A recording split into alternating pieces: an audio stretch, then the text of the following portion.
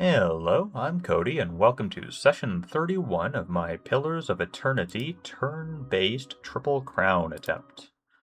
Last time we just wandered around some explorer or some wilderness areas for a little bit, not doing much of anything, and I complained about Obsidian asking me to balance their game for them on the fly rather than doing it themselves while developing it. And this time, I guess we'll just be exploring some more wilderness areas, probably, unless that takes less time than I surmise. I believe we stopped right outside of a cave we should be entering. Yes. And, oh right, and we have a Drake attack incoming. So once we finish this area, hopefully we'll find that... Was it Nalrend the Wise that we're hunting? Yes, hopefully we'll find Nalrend the Wise soon, and then we can take that bounty back to Caed Nua, and then defend against the Drakes. Well, before I do that, I want to check this out. I tried... Oh, it shows up this time. Was I just blind? That wasn't showing up last time, right? I'm not just blind. I'm going to double check that footage, because I googled this to see if this item was just glitched for anybody else, and I could not find anybody saying that it was for them. Alright, well, it seems to be working now, so let's futz around with that. And see... Can I hotkey that? I can, good. I'm here. Hey. There we go. Maybe that'll be useful. I shall be quiet. I don't know if it was just rebooting or if I was just being completely blind, but if so, wow, that was a stupid moment. That's embarrassing. Because I sat there staring at his hotbar quite a bit while going back and forth trying to see that ability. Alright, do we have a Nalrend the Wise in here? An Elder Bear. Or two. More ogres, so this is looking promising. Ready, Watcher. Oh? Your thoughts must flow deeply indeed. Yeah, there we go. That's a good hit from the Grieving Mother.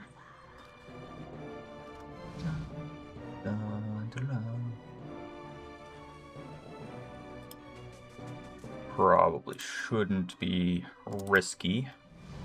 Toss the Aedra Beetle up there to soak some damage. And indeed, Edar should do the same. Oh yes, that's so nice that this actually shows up now. Okay, I'm sure I checked his backpack before. Maybe I was stupid and didn't, and that's why. Because I was expecting it to show up with these. I've complained about it before, but I really just don't like the way this hotbar is designed. It could have been so much better so easily. The annoying part is making it better would largely not be something like you would expect them not to think of, because most of the ways in which it's bad are ways in which it's unusual. You've just designed it to the way virtually everybody has designed some hotbars like this since, 2000. It would be fine. Putting us down! Well, that's interesting. Following your lead. They need to put everything in these little sub-menus for no reason, and it just makes it harder to see what you can do.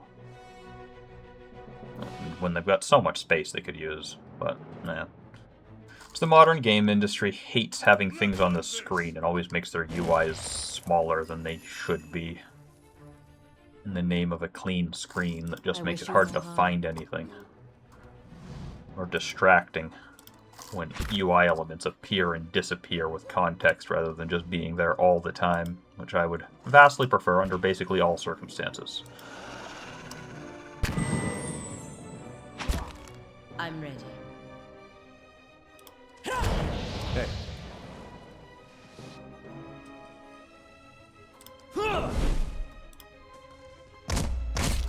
Nice. Ready, Watcher. So long as all they're doing is casting Roots or whatever that is. Tanglefoot. Just keep casting Tanglefoot. It can't really hurt me. All it does is mildly annoy me. Set on! Oh? Wow, if you got 2 turns almost back to back without even using the Deleterious. No alacrity in motion. Oh no, that was Sikani.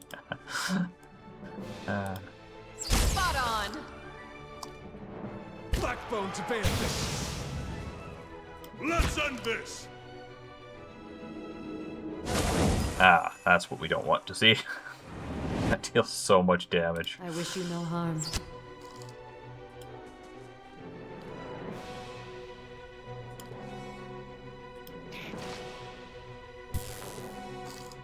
Not bad.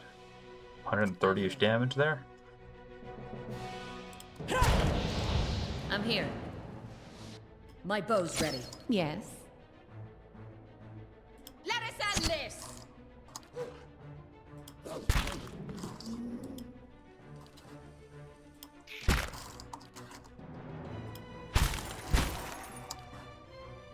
Hmm? Finish them! Oh, wow. Didn't manage to do the interrupt. It's a shame it only shows you the interrupt if you succeed. It doesn't show you the interrupt roll if you don't, which makes it difficult to infer what a failure is, or what your chances are. I shall end this. I'm ready. Vi arches vox converan. Your tale ends here. Nice. Ready, Watcher. After him, Ichmak. Hmm? Casting Champion's Boon.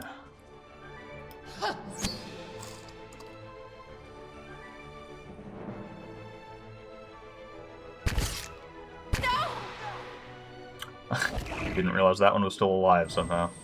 I'm ready. Oh no, don't heal. Vi arches vox converan. Grazes for 2, barely an attack. Just throw the Animat up there. It's very weak to the point of being seemingly pointless, but maybe it'll do something. I wish you no harm. Possible I should have cast a spell with her, but I think building up a bit more focus for a higher level one makes more sense. Following your lead. The Animat never hits its attacks for some reason. Roak 10.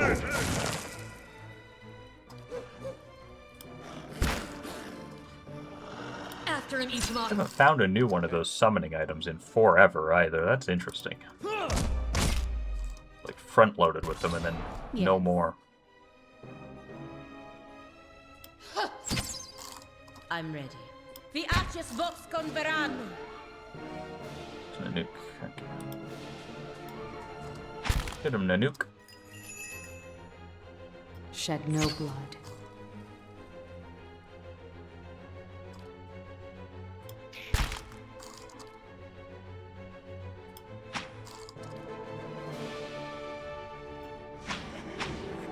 Aw.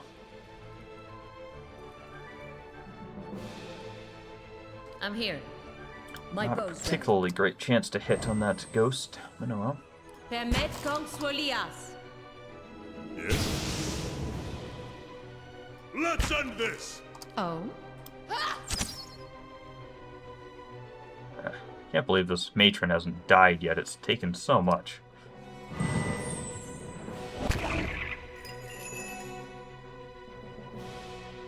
Shed no blood.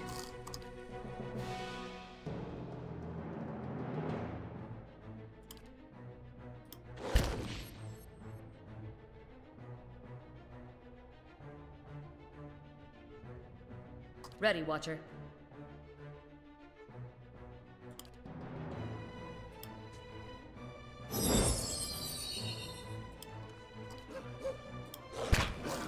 I'm ready. Vi arches vox converan. Ado vidore. Got an arrow for this one. Finally. Yes. Nice. Your tale ends here.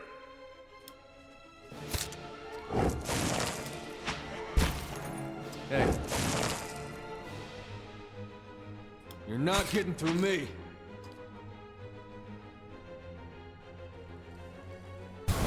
Ooh. That was a big hit. And it dropped Itumak, too.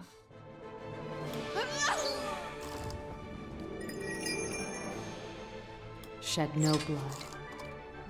I'm ready. There's our second wind. Wow, still quite low. Toss a heal on Nanook. It's tempting to heal herself, but I think she's likely to be fine. Ready, Watcher. You can resurrect Itumak, and then heal Itumak. After him, Itumak. Oh, and Nalren's almost dead too. For some reason I thought Nalren had been barely damaged, but I guess I have shot him a few times, or shot her a few times with Chie just to interrupt, and that stacks up. Ah, I thought that would hit them both.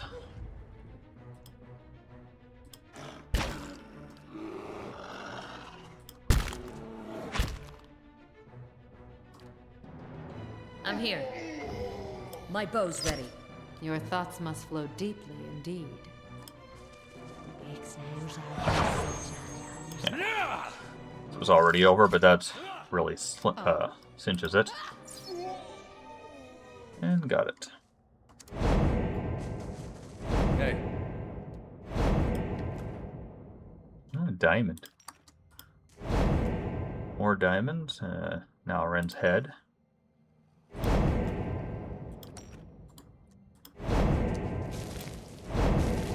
Eyes. It's done. Gauntlets of Ogre Might. I think we already have one of those. And Fenwalkers. I also think we might have one of those. That's the Monsigani, so I can consider if I ever want to give them to someone.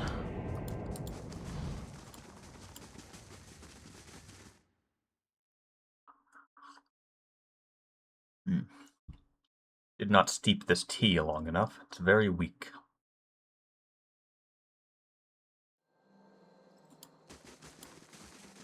Shh.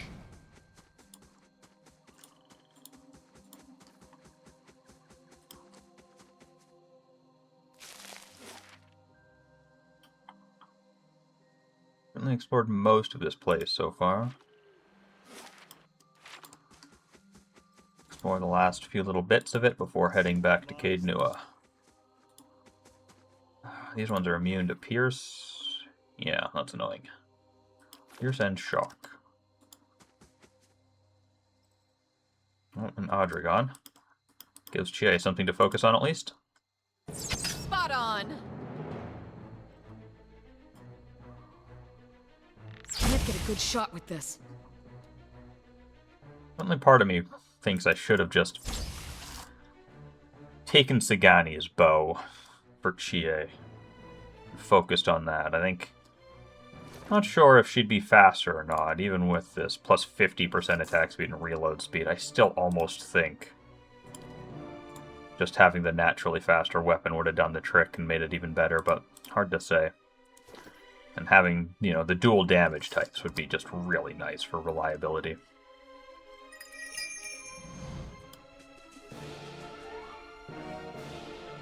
I do know there's another bow with dual damage types that is also soulbound. But I don't know, like, I know it's in the one of the expansions, but I don't know where exactly. Always there. How far into it is, or which expansion even. I don't think I've ever gotten it. I don't think I ever did the expansions. I think I might have popped into one of them and then left more or less immediately.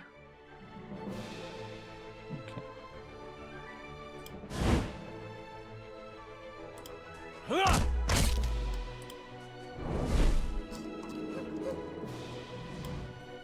And I don't know for sure whether I will do them or not this playthrough. Probably not all of them. Yes? Wait, sail, Or not thoroughly. Let's Who knows?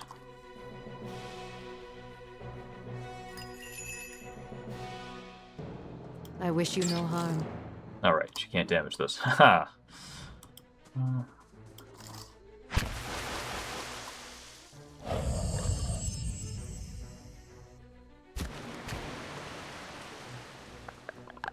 Yeah, that Adragon got 2 turns almost back-to-back, but not quite back-to-back. That, I said, I know I saw discussion of a bug of them doing that was fixed in the patch notes, but I don't think it was completely fixed. Looking at this. Settle! I'm ready. I think it's still happening.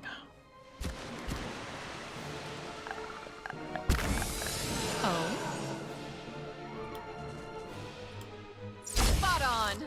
Following your lead. For Takoa! 4 turns of domination. That is rude.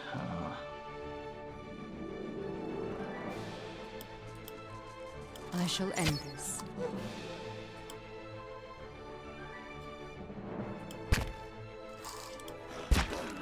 Ooh, that's a good hit.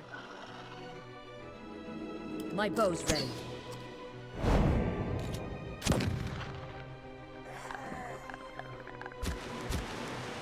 Yes? Your tail ends here! You're not getting through me. Yes.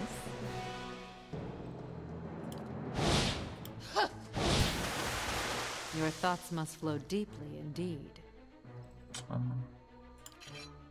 I wish you no harm.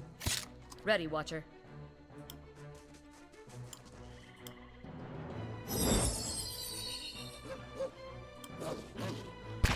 Ready, Watcher. After him, Ichimak.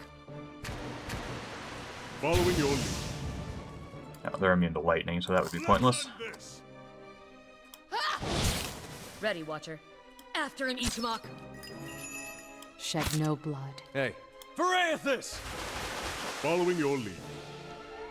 Your tail ends here! I'm ready. Permet kong swolias.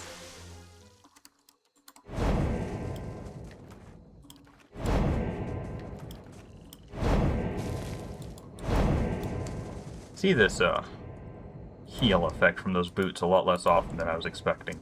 Secrets with My recollection of when I played this game way back when was that triggered almost every fight, and I'm pretty sure I put it on Pelagina then as well, though I might have built her less defensively. silence. Certainly, it surrounds only me. triggers when crit, so the more deflection I have, the less frequently it will trigger. Have to try something else. Oh no, Will-O-Wisps, that's not good.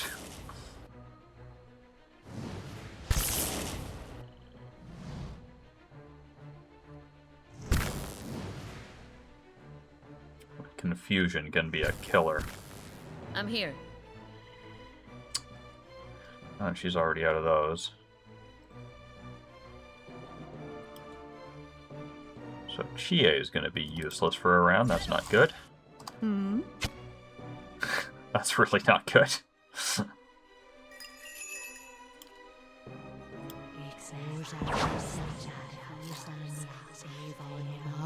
At least they don't have a lot of health, so that is a substantial proportion of their health and damage right there.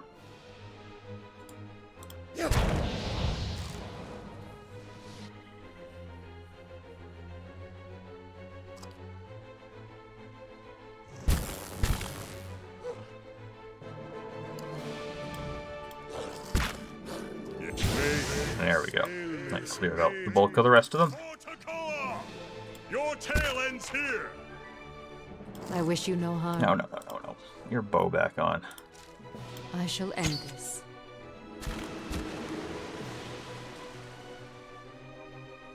Ready, Watcher. Can't get a good shot with this.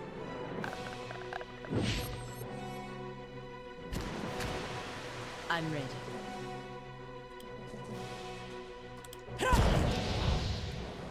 Yeah! Huh!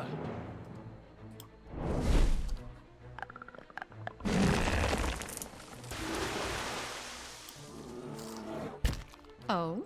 Let us end this. Yes?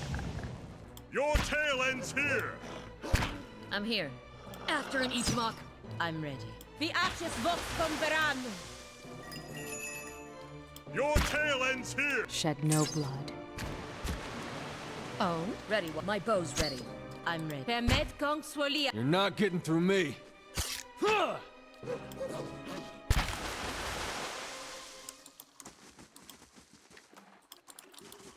lot of samey fights over and over again in this area. Be cautious. Be constant. Although I guess the will-o-wisps threw a wrench into that one. Made it a little bit more panic-inducing with how they can chain confuse your team.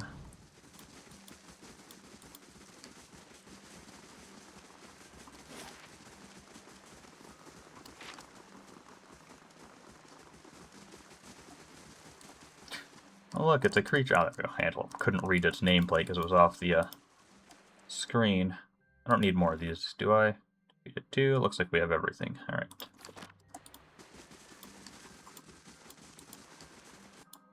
Oh.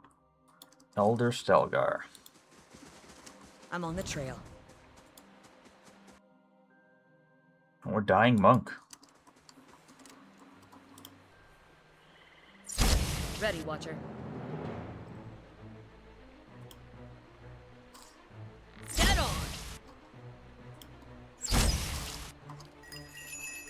I wish you no harm. I'm ready. Hey.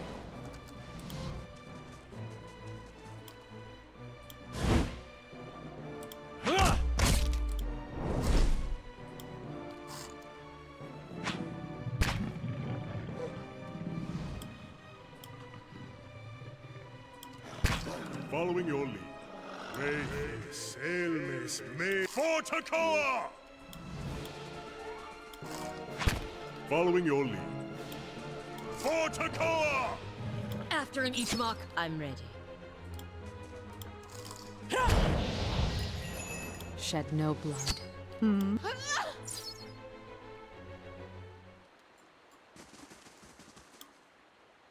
The man on the ground gasps for air, clutching his chest as he struggles.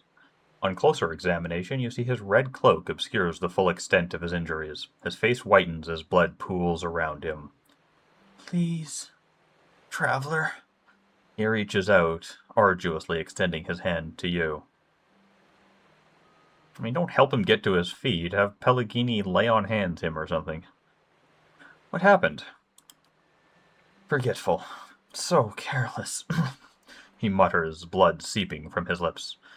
Cuts on my knuckles from morning practice. He holds his blood-soaked hand out in front of him. The Stalgars. They smelled the blood on me. Thought they found their next meal. The man reaches down to clutch his left leg, his finger running along a jagged length of bone protruding from his knee. They were almost correct. The man lets out a long sigh and smiles at you with a slow, knowing nod. You are known to us, Watcher. We know you have treated others honestly and fairly. His face becomes pale and lapses into a wide smile. And I have need of someone trustworthy to finish my mission.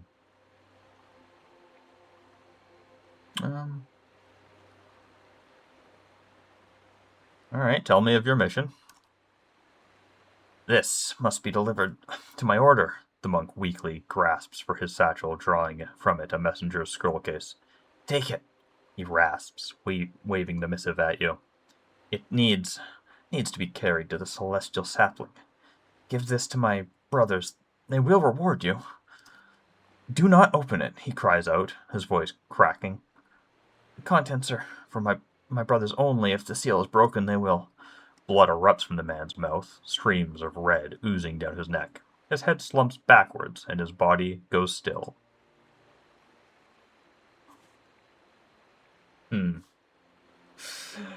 Number 4, the way the very, very carefully opened the scroll case, attempting not to break the seals. The way the second very is capitalized makes it feel like a joke option, but it is the option I'm kind of leaning towards. I have no idea who this monk is.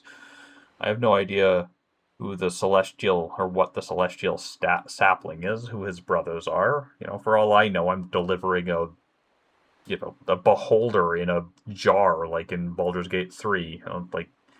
I want to know what I'm doing here. I hate the option. I wish there was a more, I don't know, cautious thought about it. Like, examine the scroll. I guess there is examine the scroll case. Scroll case is crafted of darkly stained oak in the likeness of a thin tower. Along its length, 5 wax seals adorn the case, each with its own symbol. Small flame, an open palm, a crescent moon, a shining sun, and a balanced scale. Seals would more than likely break if you were to try to open the case. Well, let's try with very, very carefully open the scroll case, attempting not to break the seals. With a measured hand, you very slowly massage the wax seals until you feel each seal slowly give way without cracking. When you are done, each seal appears visibly intact, and only a small application of heat is needed to reseal the container and hide any evidence of tampering. Wow. Wonder if that was like a dex check or something. Before doing so, you read the scroll contained within. Rejoice, seekers! The judicious application of pain has loosened the tongue of our informant. The artifact we seek has recently been moved to Elmshore. It should be secured in a residence near the entrance of the settlement. The informant suggested it is likely stashed away under the floor. We have endured much in our pursuit of this hallowed relic. Soon our efforts will come to fruition. The Council of Archmartyrs awaits your triumphant return. Do not fail us. Okay. That gave me less information than I would have liked, but it's not nothing. And all the dying monk has on him is some money and some booze.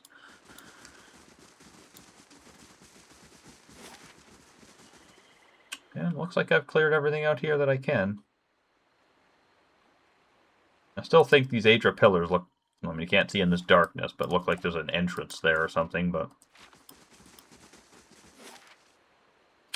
Back to Cade Nua for now.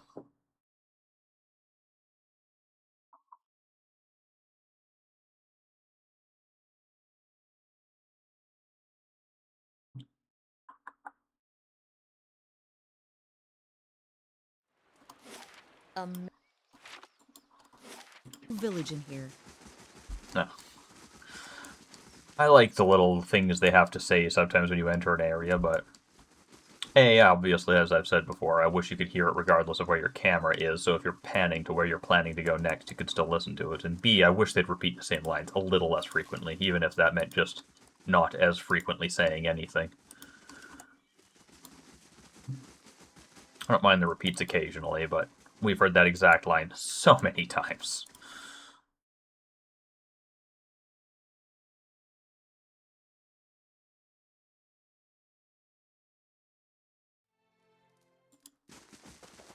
Good day, stranger. Good hunting, I hope. What can I do for you? I don't remember what, if any, voice I attempted to give him, but I'm here to claim the bounty for Nalrend the Wise. Oh, I got an achievement. Complete at least 4 bounties offered at the Warden's Lodge. Whew, smells as bad as he looked. Good work. Here's the bounty. Anything else? Got any more bounties? Found a few new offers. Let's see what I have here. Ooh, wasn't actually expecting anything, though. Couple of big names here on the list this time around. There's Daroth Grimalt, the Vampire, and this Priest the Crucible Knights are after. Also have a bounty here for the Green Death, and this last one's from Glanfathons at Imbrel's Well. This seems they're after a looter. Oh, who are the Glanfathons after? Songsmith Roska, a Norwake chanter. She and her associates have been looting Engwithan ruins, and the Glanfathons at Imbrel's Well want her to pay for her crimes, and they'll pay us to see it done. Roska has a camp outside Cleabang Ralag. And the Green Death? Some alchemist in Mercy Vale wants the head of Glasdial the Troll, also known as the Green Death. Fellow didn't say what he wanted it for, only that he's willing to pay very well. If that suits you, I'd suggest you look for Glasdial in Lair Ramon. And the priest? Thorfinn, a high priest of the Scattered God, has been desecrating gravesites all over the Deerwood. No idea what he's looking for, but he and his men killed a squad of Crucible Knights sent to stop him, and now they want his head. Last known sighting was in Easternwood. And finally, tell me about Daroth Grimalt. Daroth Grimalt's some kind of rabble-rouser. Fancies himself a visionary. Thing is, they've tried killing him before, and it didn't stick. Now this vampire's set up some kind of cult in the catacombs beneath the Copper Lane district in Defiance Bay. The Ducal Palace wants him removed permanently. Interesting. We've been down there before, and there wasn't a vampire then. I guess it's new.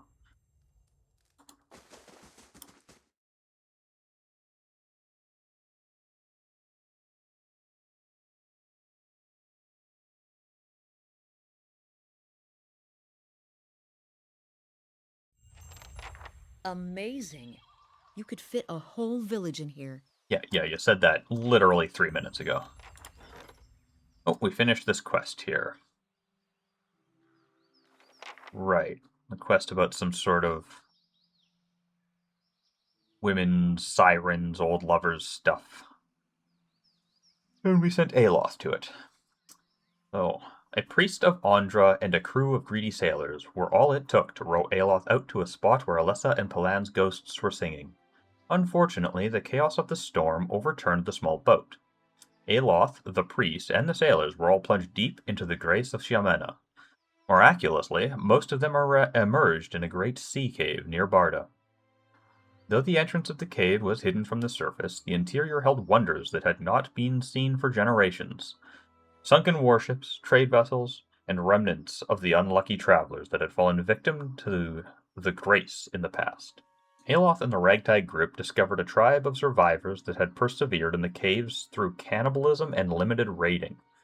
Their extensive time in the cave had left them unintelligible and wild, though some attacked the crew of the recently sunk boat. Aloth was able to scare the others off.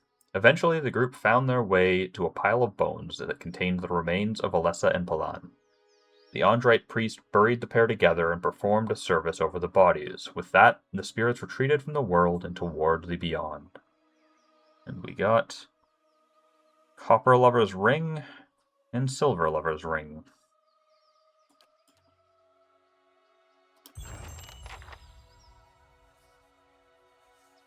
Alright, and let's defend against these drakes. It's possible I should rest first. I'll be fine.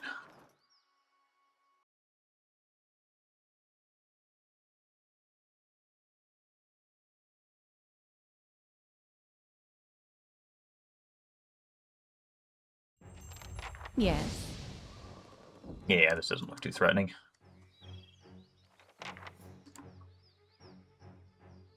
I will be resting afterwards, so I might as well burn through as many of my per-day abilities as I can. Oh, okay, that suddenly looks a lot more threatening.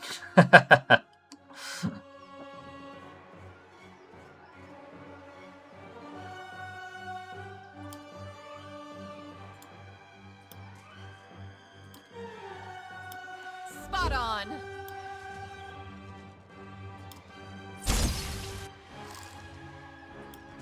Ready, Watcher. Hopefully I don't lose too many of my allies here, but it does look quite plausible that I'll lose some of my mercenaries, that is. And that would suck. Ah, skirmishers.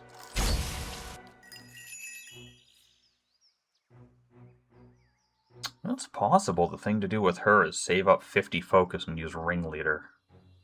It's definitely worth it if she gets 10 focus in a single attack, but that very much depends on how good of an attack she gets off.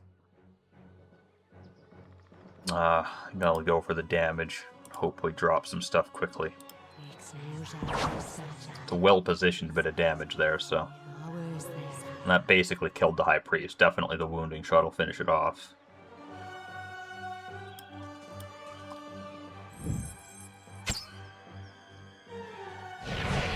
I'm ready.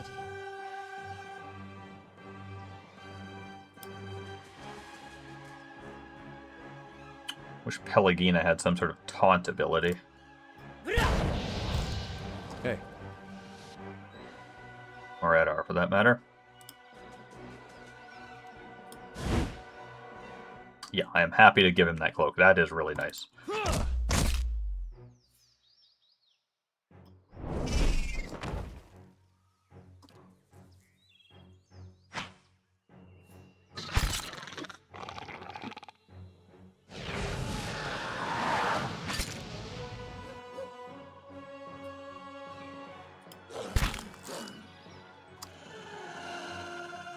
Following your lead.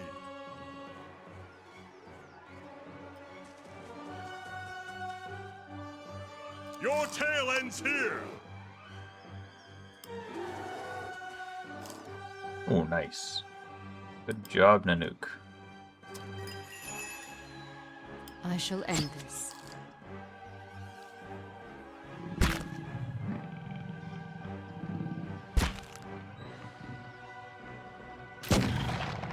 Oh, that was pointless. Oh, nice. The Drake's Fear aura triggered my Captain's Company hat to charm the Drake, canceling its turn. Your tail ends here!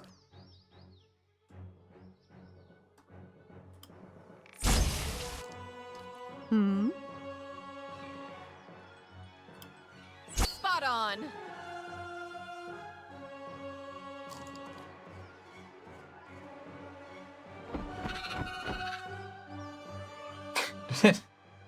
The Drake friendly fire knock its friend down. Drake activates. Yeah, Drake knockdown hits Drake. Fantastic.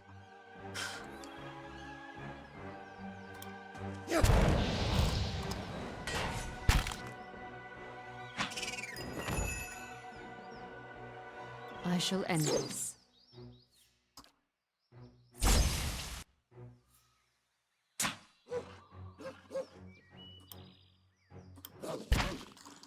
Following your lead. Your tail ends here!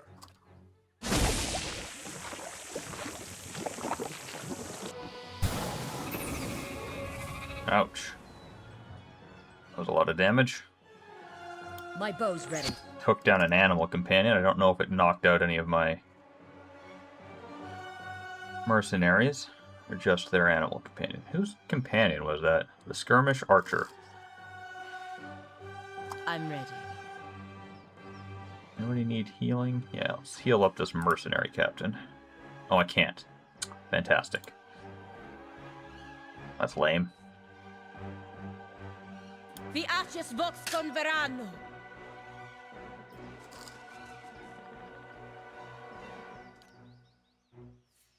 Really wish I could have told my soldiers to just, back off and let me handle this.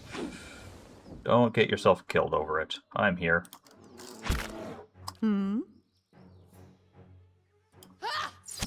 Y'all are to protect this place when I'm not here. Following your lead. Roak 10! I shall end this. Ready, Watcher. Especially since we keep having them just pass their I'm turns. ready. Not all of them, but some of them at least. Hey, Nice. Oh, that's nice. The amount of flapping their wings they do when they're flying is honestly kind of hard to look at sometimes. It feels like a weirdly a relief. Oh my god. They do friendly fire. Those jerks.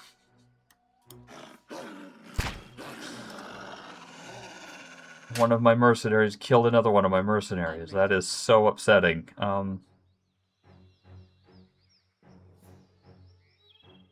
Permed kong swolias.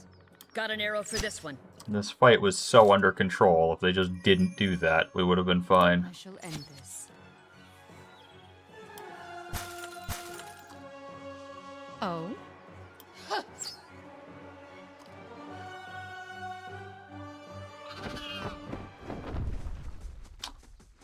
Guess that'll teach me for having spellcasters, focus on non-spellcasters, I guess, for my mercenaries.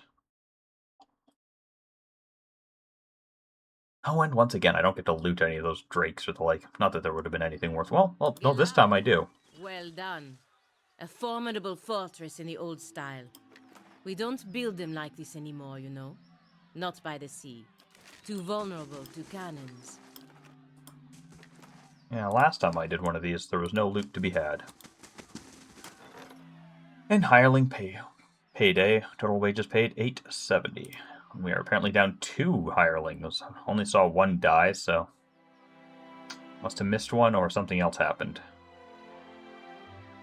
Alright, well, we'll get a Scald. That sounds like it's unlikely to do friendly fire, since Chanters don't generally do friendly fire in this game.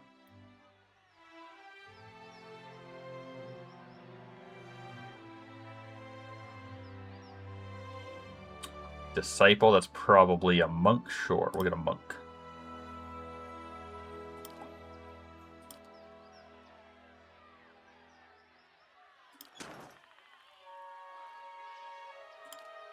Rest and get our perception bonus back. I'm gonna go down to the dungeons and see if I can talk with that woman I arrested recently. The Leaden Key lady. I've never, I don't think I've ever tried to talk to people in the dungeons before, but, like, the only other thing I know of that can happen with dungeons is they either escape, or somebody comes and offers to, like, buy them out, and I don't see why I would ever accept an offer from the Leaden Key, so there has to be some mechanical relevance to having arrested her. I can't think of what it would be. There she is. Tell the Leaden Key that Niall lingers here, and they will pay you well for my release. Yeah. Why would I ever, like, I don't need money anywhere near enough to ever release her. That's bizarre. Hail, traveler. You have any instructions for me? What do you wish done with the prisoners? I can release them, but, like, why would I do that? This feels unfinished. Like, it feels like there needs to be more options or something worthwhile done there.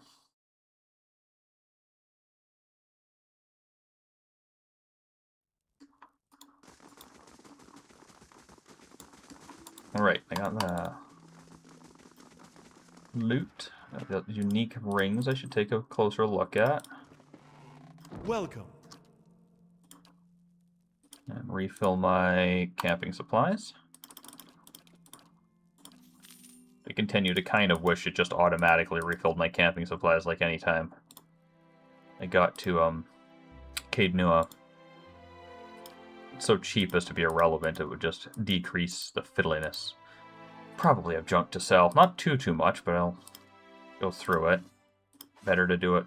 Oh wait, was that the exceptional? I'll keep that exceptional one. I want that on Durance if I ever use him again.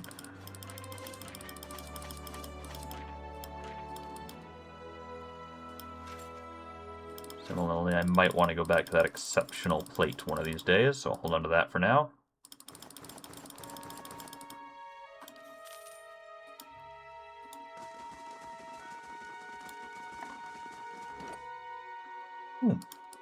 Actually getting close to level 11.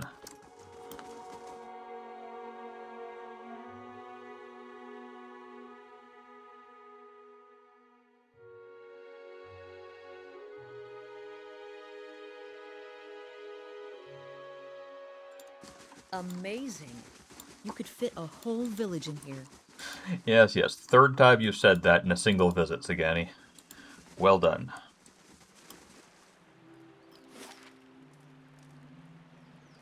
Okay, well, we got a bunch of bounties now. One of them is in the Esternwood, right? Let's head there first, since I think that's the most isolated of them. Learamon, Esternwood, yeah. An Eothesian priest.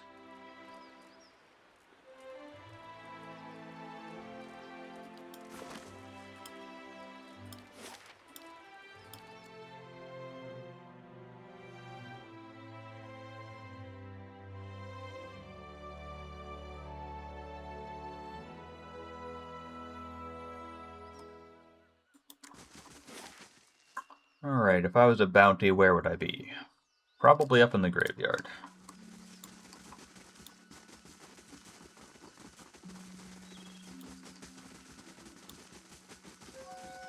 Alright, the rings. I should look at those before I do anything else. Grant swap endurance. Transferred from the cat. So... Oh.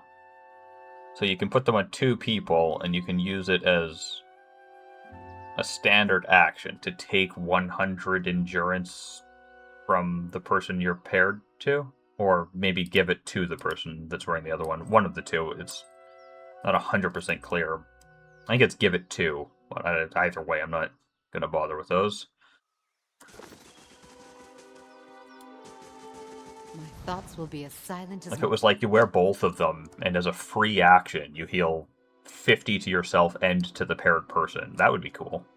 It would still be hard to justify using, because just passive stat ups, I think, are more worthwhile than that most of the time, but it would at least be cool. Plausible I'd use it. But as is, like, doing 100 endurance damage to your ally just to heal yourself that same amount, like, you might as well just buy some potions.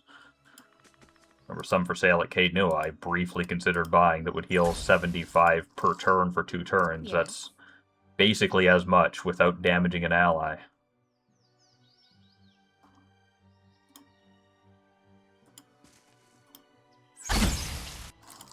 Your thoughts must flow deeply indeed. Really? Again with the pathfinding? Totally looks like she should be able to walk through there. I could walk through there. I'm not even an adventurer in a magical campaign. I'm ready.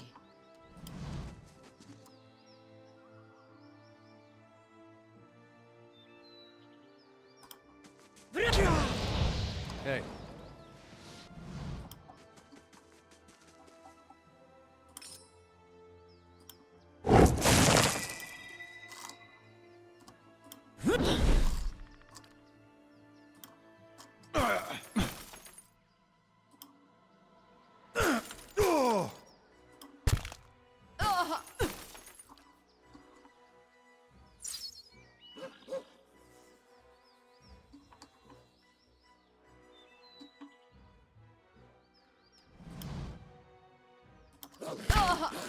Yes? Way Selmes Metu. Let's do this again.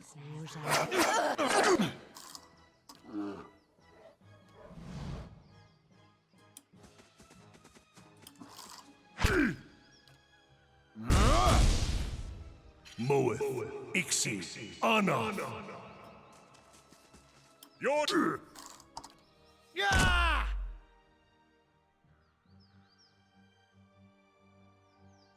I shall end this. Hey.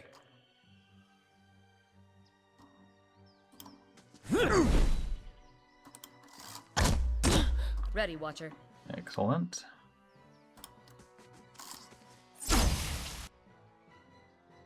Ooh, that guy's got a lot of health. Moeth Ixi Anna. Arthik, worth and rock. I'll probably rest before doing anything else, so... Pay attention. I should say, like, pay attention, like she hit herself anytime I use this. That's weird.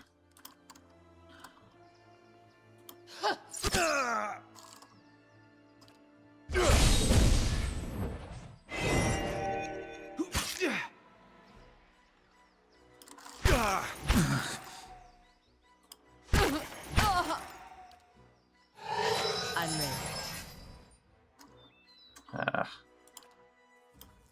Ado Vidore.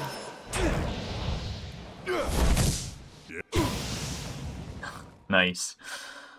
Your tail That hit pretty much everybody. That is satisfying.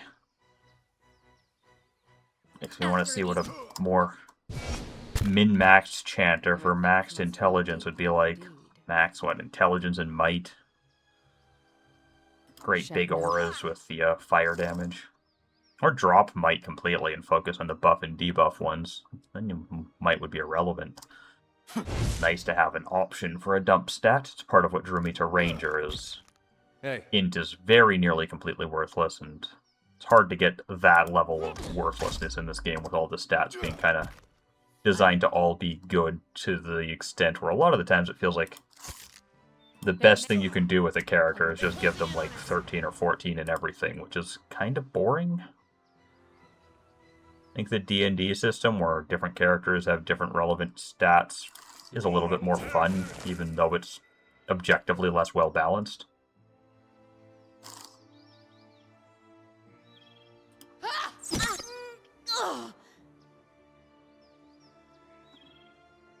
After an equal.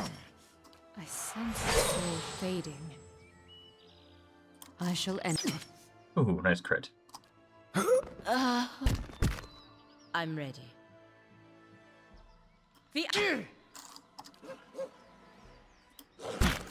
Ready, Watcher. Got an arrow.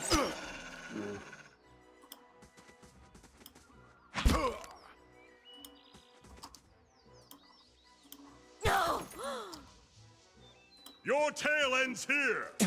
Hey. Leave it to me! Oh?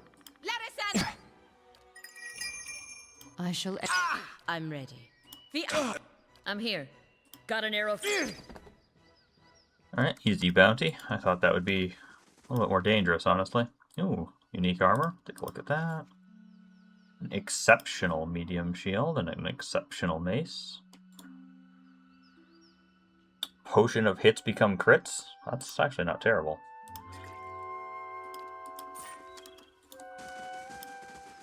I don't think potions were free actions in PoE 2, if I recall it correctly. I remember finding them useless, and then the only reason I could think of I would find them completely useless is if they weren't free actions. Especially with the way the action economy in that game works. It's funny, because it would actually be not as bad if they weren't free actions here, so long as they were fast enough that you got your turn back fairly quickly. But I could be wrong. It's been ages since I played the sequel even, and I never finished it.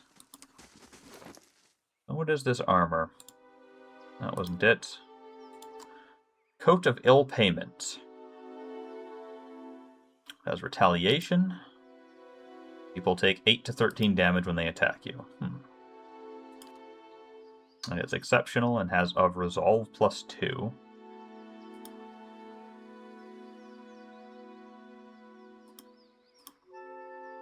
Interesting. I actually think I might like that. Oh, it is a heavy, though, so it's 50% slow. I've been kind of trying to move people away from that. I was focusing on heavy armors early on, but boy, has it been noticeably difficult for my characters to get turns, to the point where I've found that it's probably wiser not to.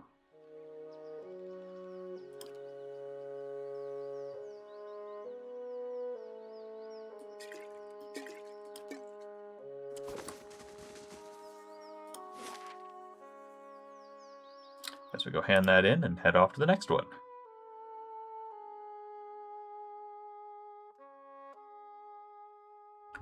I could increase my load screen efficiency by not bothering to hand in each one at a time, but This place, as beautiful as it can be with the absence of children. yes. But I do like to rest between them to make sure I'm fully healed up. I don't know that I used 2 of my summoning items, so that's a couple of things that would be per day. That bounty was quite easy, but they might be more challenging, some of the other ones. No point risking it. Hail, traveler! Here, I've got Thorfawn's head. Seems like crossing the nights tends to lead to a bad end. They pay well enough, anyway. Here you are. Anything else? Nope.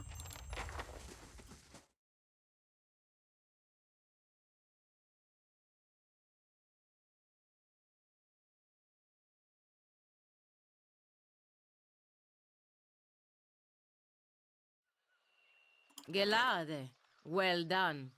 A formidable fortress in the A old wealthy style. noble by the name of Lord Sidrock has arrived at the stronghold. He seeks your aid in defending his keep from his rivals. To cannons. Oh, I'm gonna have to go all the way over here and talk to him manually. I was hoping I could use the, resolve button there to teleport me to the keep.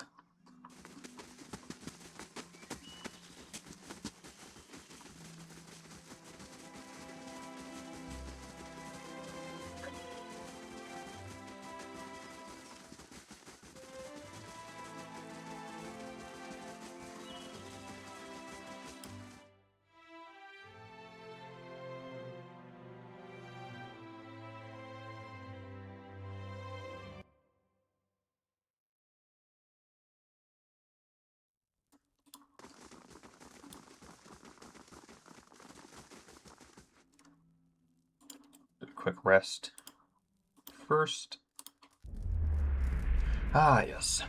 The morning is cold and silent. You are upon the plateau of the Birthing Bell, and there is no sound, no wind. The sky is a smooth, mortared gray. The forest beneath the plateau, nothing more than a jagged black silhouette. Even the rock, the Aedra around you, it feels colder. The sun's warmth bled from it. Against the cold backdrop of the sky, you see the great birthing bell, hanging from its arc of Aedra. Its surface is tarnished, and its shadows inside the bell are dark, still. It seems to press down upon you, or simply, sadly, watching as if standing above a grave formed from the table of the plateau and the remains of the mother's womb that now covers its surface. When there is something heavy in your hands, it breathes, gurgling, slick and wet. Yet that is all it is. You find yourself filled with fear. You don't want to look at what you are holding. You don't want to touch it with your mind. And it is all you can do not to cast it from you. Examine what lies in your hands. The mass before you is vacant, flesh in the shape of a newborn. Bubbles of saliva bunch at the mouth, expelled by its steady, gurgling breath. Its arms, legs, and head lolling, limp. No thought, no struggle, no desire to cry in protest or pain. There is nothing from within. There is an absence in your hands. Your hands tremble, shake, and the silence is broken as the chimes in your wrists echo with the trembling. And the chimes do not echo in thoughts of mass in your head. There is no soul within to hear it. Reach out with your thoughts. The only emotions blanketing the plateau are the pain of the mother. The child breathes its heart's blast. No. The child breathes, its heart beats, but it makes no cry. The child feels light, empty. There is no joy in it, no fear, no thoughts at all. Yet in the hollows inside it, it breathes, a thing of habit, not life. See, this is what I mean when I say this game's writing can be overly verbose, because this whole paragraph is almost exactly just a repeat of this paragraph. There's no new meaning whatsoever. It's just the same thing said twice. I like the game. I like the writing of the game a lot. But sometimes it feels like the writers just like to hear themselves talk too much. You cannot move, your trembling has subsided, and the birthing chimes on your wrists are as still as the child. The mother is crying, eager to see, begging to see the child. You feel a sudden spike of fear, of being hunted. If you give the child to the mother, you will be blamed, and her anguish and rage shall fall upon you. She will not spare you, or anyone you love. Of this you are certain. But you did not cause this. You don't think you caused it. And the mother begs, her arms outstretched. Hand her the child. The chimes sound once more as you give the child to its mother. And as the chime fades, there is the eager gleam, the willing joy, the questioning. And you draw upon it, deeply, letting the hope stream into her eyes, letting her ears fill with the cries that you have heard countless times past from other children on the bell. You hear the laughter in the mother's voice, in streams of tears that run down her face, and with a practiced motion you weave a life that will never be into her eyes and thoughts. She will care for the child as if it were a whole unit. She will care for the child as if it were whole until you set her free.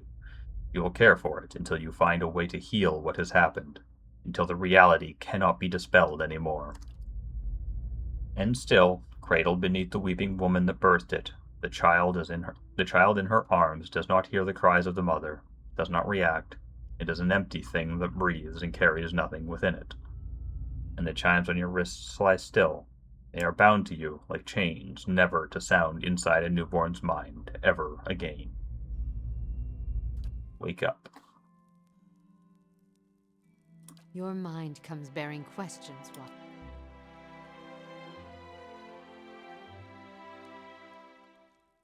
I saw a hollowborn at the birthing bell. The grieving mother's head bows, and she raises her hands, cradling them slowly, so the chimes do not sound as she moves them. You feel a chill in the air, as if the vault of your mind is growing, too large for the thoughts within, and your breath is laced with a chill. To your horror, you hear her breathing, ragged, hacking, but strangely steady, and you can see saliva bunching at the corner of her lips, becoming thick ropes of drool that cast themselves down her chin. There is the smell of blood in the air, new, wet, and the salt, the sharp tang in your mind. Coupled with this is the smell of sodden undergarments cloying at your senses. What? Are you alright? She doesn't answer, and you don't think she's even heard the question, or even knows someone is speaking to her. You sense no thoughts, no awareness from her at all. Her clothes are wet. It is as if she is burning with fever beneath her tangled hair and beneath her threadbare robes. As if she is giving birth. With a slow hissing intake of breath, her head rolls back on her shoulders, her eyes pressed tightly together like the lids of a newborn. Yet past the lids you can feel the piercing stare, vacant, cold. Horribly, you sense nothing from her, not a thought, like the hollowborn you held in her memory. You know if you try to pull away now, she will vanish into herself, and vanish from your thoughts, perhaps forever. And you have a terrible feeling that whatever connects the two of you will be cut. She is as helpless before you as a child, and as you search your thoughts for a way to coax her to you.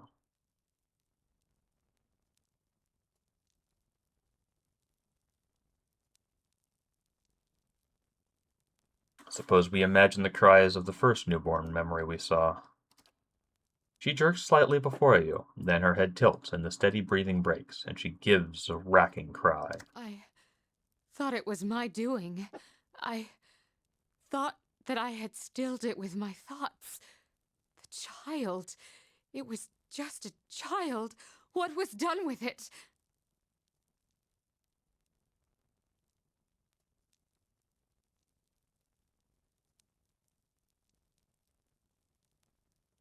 You helped give birth to a hollowburn, yet you made the mother think otherwise. Her breathing is steady again, but there is life in it where there was not before. And her emotions are building in her, apprehension, confusion, welling up. She seems afraid to do more than simply be aware the memory is there. It was not the last hollowborn on the birthing bell, and never again did I hear a child's cry. You have found a death within me, one that many women have borne within them. The words stir with impulses and weight spiraling around her, and you feel as if you were being dragged into it. I sought to serve women in need, and instead my hands ushered no new life. What happened next, I bear the responsibility for. And what did happen next? The first birth was the deepest, the saddest. Nothing I could do could find the child's spirit, guide it to him. You feel a strange absence between you, as if your thoughts are being shared across a great distance. The thought bleeds out for a moment, and then returns, sharp, near, personal. I could not understand what had happened. What I might have done, I feared No, I could not dwell on that thought. The child was always there, always a reminder of what had happened, a marker. I made her care for it. I made them all care for it, until I could find what had gone wrong. But the Hollowborn, it wasn't your doing. It happened elsewhere. Little word of the outside world reached us. It was enough time for rage and pain and grief to guide hands. I feared what would happen to the children, what would happen to me. Every mother knows her womb may shed a stillborn, but these cold, soulless creatures, the parents wouldn't have understood, and fear of the unknown breeds violence. What happened then? I held their minds within mine. I shaped and guided them as long as I could, and with each passing day, each new birth, the strain grew, and the more I felt my control slipping, the more I focused my thoughts. Eventually, even I succumbed to the power of my own illusion. I'd woven the threads so tightly that I could no longer see through them. And then, one morning, I heard funeral bells tolling in the village. The sounds of wailing rose through the mists. A mother had died, her mind so focused on the care of her hollow-born child that she had neglected even to feed herself. And with that, the illusion broke. The townsfolk saw their Hollowborn the way they were, not the way I'd wished them to see. By the end of the day, they'd begun to look at me differently, too. I did not understand what had happened, but I knew enough to flee. And every suspicion that surfaced, every faded memory of what I'd done, I pressed it down, tucked it away. Feels cold, lonely, rigid. My skill failed me, but I did what was necessary. I regret the mother's death, but how much worse would it have been if I had not acted?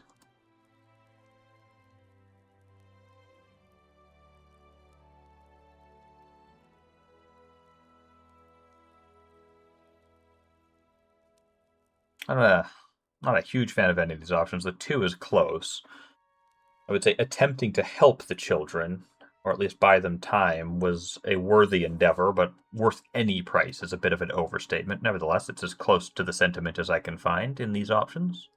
Protecting innocent lives is worth any price. Yes. And yet, was the mother not also innocent? Did she not also deserve my protection? I feel the purity of my reasons, and yet little satisfaction for what I've done.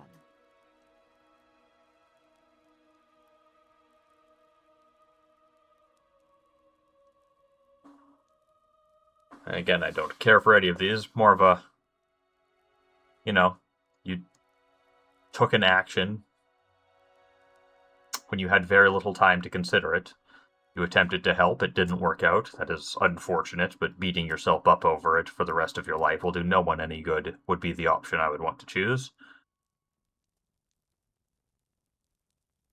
The right thing is not always easy, and yet if we can redeem the lost children of the Deerwood, our struggle will be worth it. The grieving mother's mind is silent and still for several moments. She lets her words wash over her, seeping into the cracks in her own thoughts. My actions only caused more misery. Worse, I took from an entire village, made them as empty and helpless as the children I sought to protect. But you feel it was right to hold and direct their minds, even knowing the cost?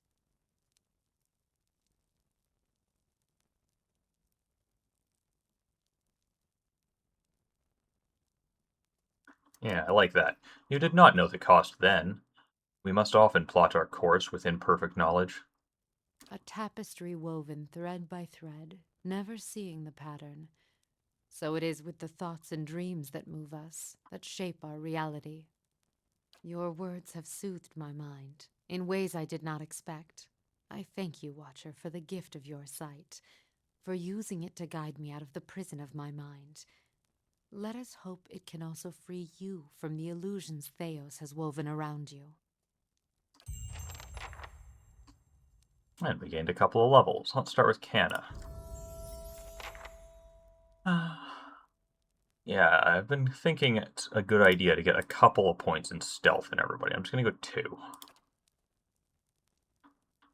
And a phrase. Give every ally's weapon Burning Lash. Protect against prone. Bonus Constitution and DR versus freeze and shock. Just plain plus 10 deflection. That's actually pretty nice, all things considered. But I think he's most likely going to stay with the dragon fire attack when he's in melee. But I think I'm going to grab this Burning Lash one. Definitely circumstances Yes? where the option there is to go into the archery. Yeah, I'll toss both of those there so you can make us both shoot our arrows faster and make them do some bonus fire damage. I think there's a good chance that that would actually Follow be your lead. very effective under Yes. certain circumstances. And Chie's level. Now, I'm not getting stealth with her, mostly just because I absolutely need more mechanics.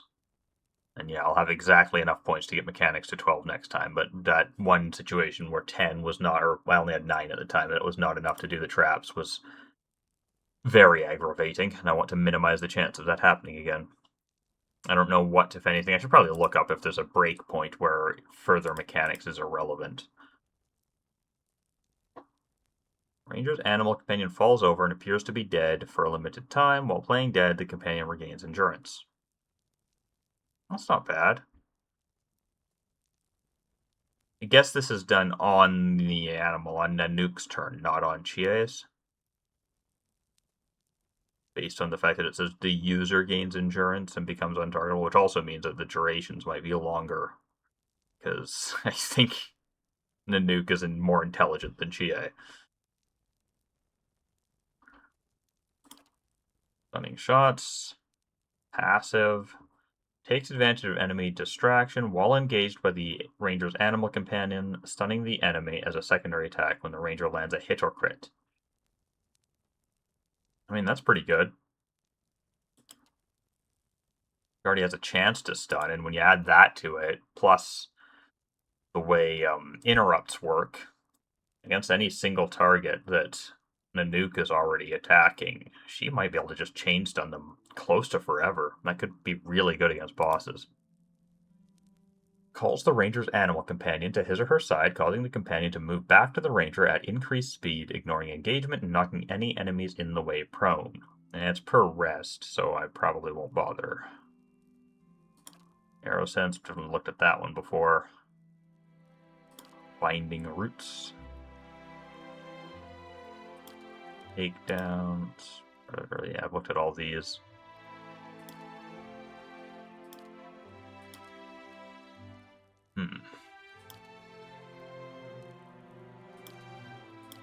Really, I think between stunning shots and play dead.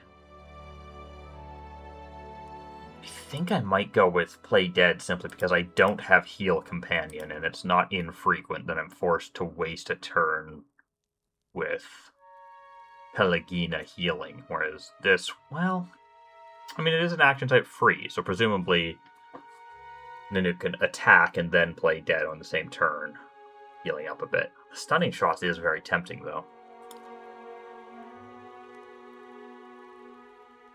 And it says this interrupt +2. Does that mean the stunning shots, even if it misses? No, it would have to hit to have the interrupt.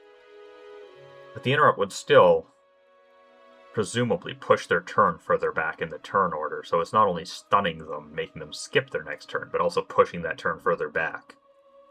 And of course, it's an accuracy roll, which, you know, is kind of Chie's thing. I've tried to give her as much accuracy as it's possible to.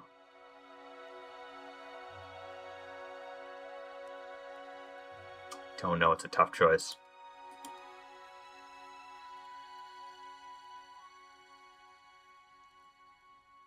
It is passive. Because this is every single hit she can stun on now. That includes the bouncing attack. Yeah, just in case. Yeah, definitely stunning shots. Large part of me wants to take the other one just because I want more survivability for Nanook. And I want Nanook to be a little bit more relevant generally. He's a bit weak. I'd like him to be stronger. But, oh. A choice has been made. Certainly. More stunning. Ah, it's good that you're here. I simply must speak with you, my lady. Very well, let's hear it.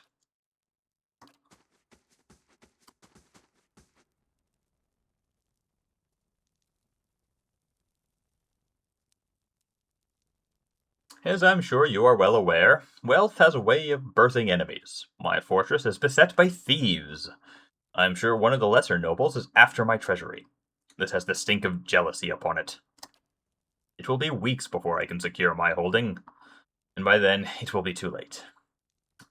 And I haven't the connections to hire mercenaries on short notice. And so I turn to you, my lady. Is there anything you can do?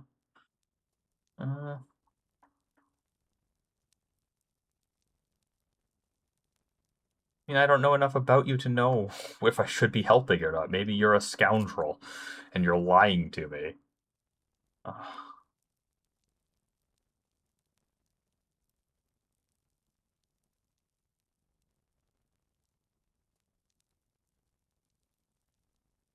Wish I could ask for more information. Make a stand. Defend your keep. I don't have the resources, my lord. My forces are spread thin. I'd need an army. You know, if they'd always called me my lord, I'd be fine with it, but the fact that they were using my lady before makes it feel like that was an error, and they forgot to include, like, a flag that changes the gendered form of lord or lady in that particular line of dialogue.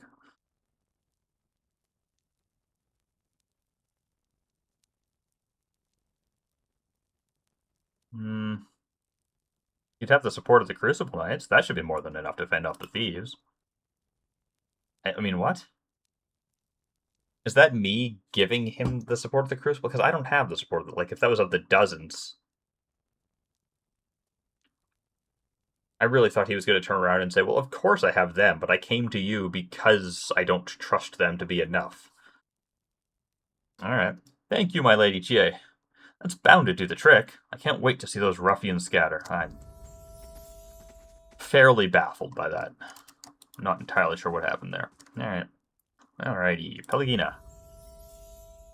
Yes, 2 points in stealth, so that, you don't want 3. I'm going to go with 3 with her, because she's always the one in front. Alrighty, anything new here? Healing Chain. Once per encounter, the paladin targets a single ally for healing, but the effect continues to jump between allies up to 6 times, including the initial hit. That is phenomenal.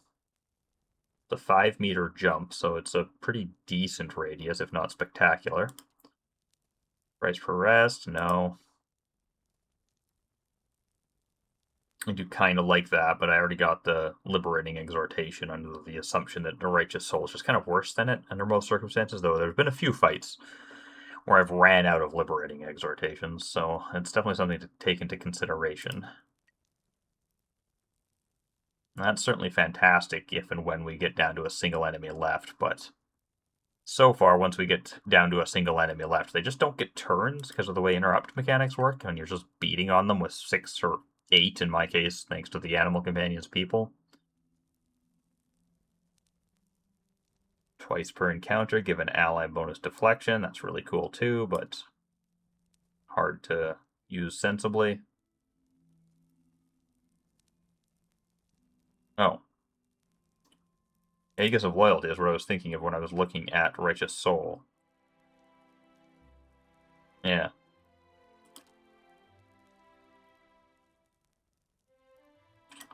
Those feel like they should be one talent mixed together. Alright, I mean, it's got to be Healing Chain. I don't need a lot of healing usually, but that'll be enough to really boost things up.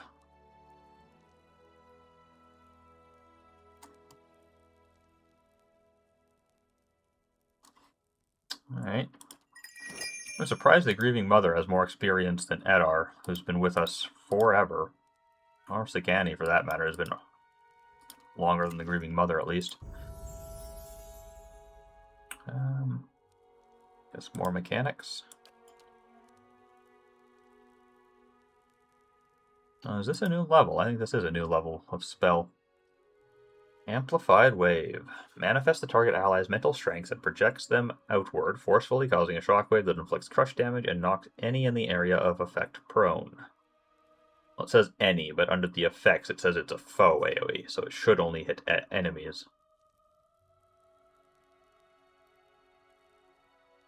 So hit an ally with it, and then deal... I mean, honestly, not spectacular damage. I mean, that seems like it's less than the Psychic Scream damage. So it does have the 2 turns of prone. 2 turns of prone is not bad. And I can get 2 of these 3. Yeah. They really needed more Cypher spells. If you're going to learn 2 of them, there should be more options than 3. I mean, I know I can go learn lower level ones, but there's honestly not that many of those I haven't learned either. Disintegration.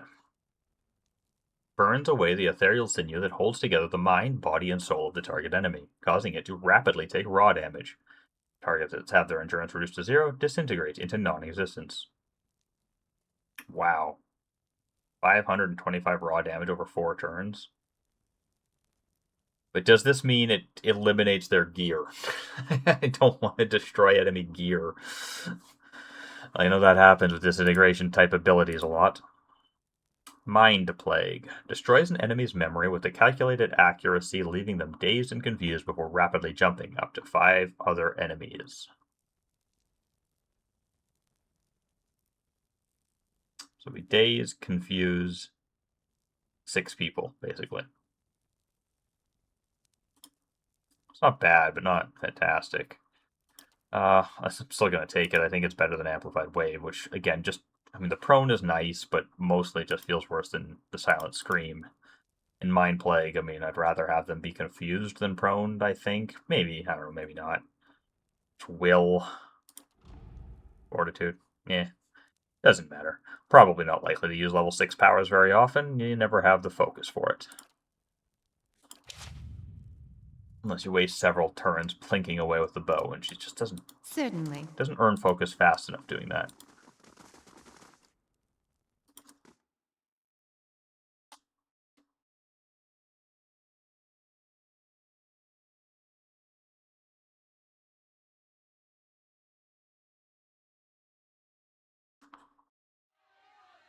Gelade. Well done.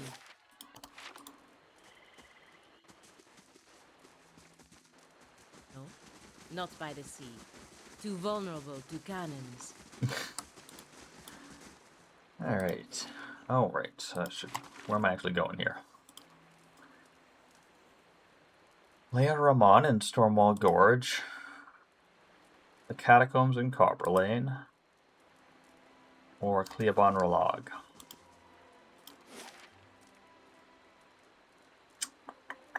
Let's go to the Stormwall Gorge.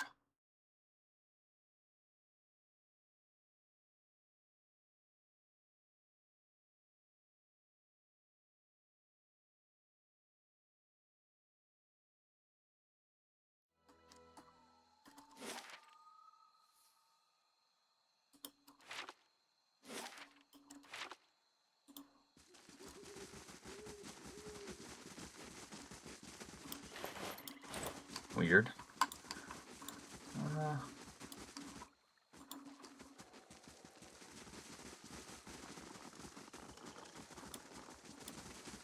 I think I have some very, very vague recollection of being confused here trying to find it and learning I had to go down into the dungeon from my first playthrough. I remember very little at this depth into the game. Like, since leaving Defiance Bay, basically, I've remembered almost nothing, but that's a faint memory that it's like, yeah, right here, because I was trying to go down here, explore down in this direction when I was here before, and I couldn't, and I was like, I thought I could do that. Alright, the stairs have collapsed, leaving a long drop to the floor below. I anchor a grappling hook and to the edge and climb down. You secure a grappling hook to the cleft in the broken stairs and toss down the line. As you slide down the rope, the rushing of water rumbles in your ears. It sounds as though the lake from the gorge is still draining into some distant reservoir. Suddenly, a violent tremor rocks the cavern, and you feel your grip loosen from the rope. Zagani's hands release the grip on the rope, and Zagani plummets, landing face first on the wet floor. You reach the bottom, your feet splashing in a puddle of water. Just random injury on Zagani for no reason, I assume. Or is this another one where it describes an injury happening but doesn't actually mechanic? No, it doesn't. Yeah, swollen eye. No reason. Basically nothing I could do about it. I really don't like that mechanic. While I see much. Oh, I've been here before, so I guess it's probably not down here unless he's part of this cluster. Rest. Get rid of that swollen eye. Also get a little bit of damage reduction. Oh yeah, this is it. Alright. Perfect.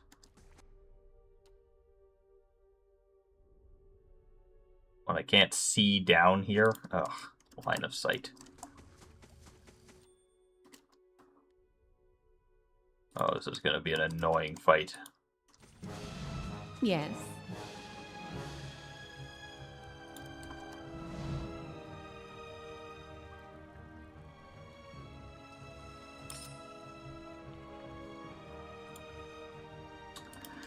Ready, Watcher.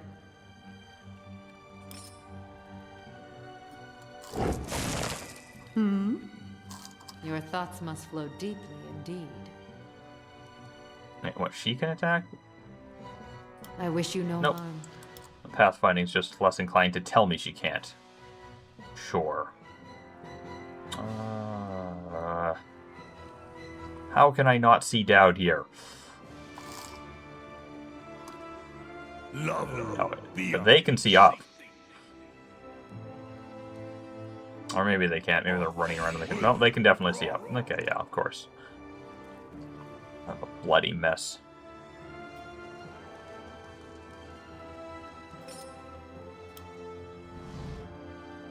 Yeah, that's where I targeted. Not down there. Not there where I clicked. Right next to you, blocking the path. Hey.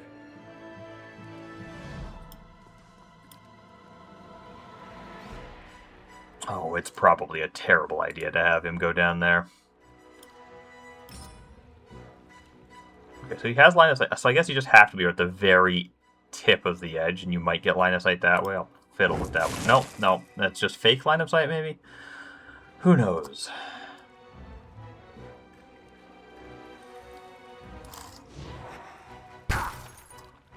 Well, they can shoot projectiles down there.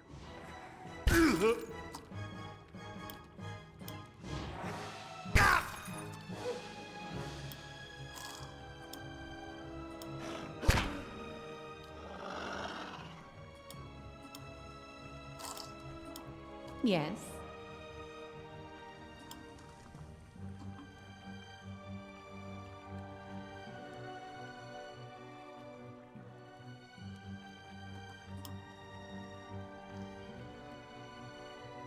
Okay. So it just ate her turn. Made an attack animation, but didn't actually attack. Fantastic. What a mess.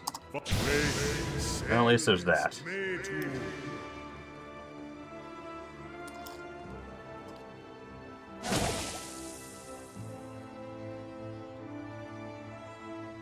I'm here.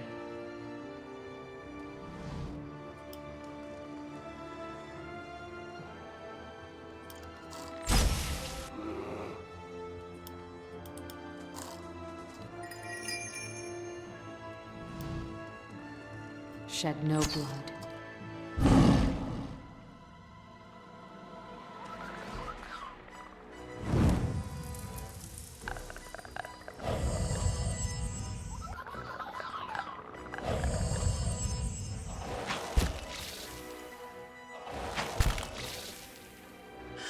Oh, this is not good.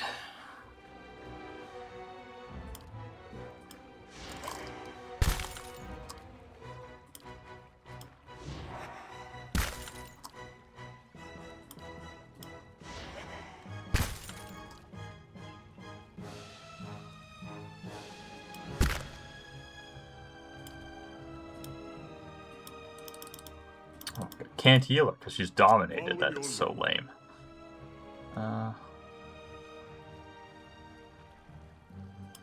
Like, I know she's my ally. It doesn't matter that she's dominated. I should be able to heal her.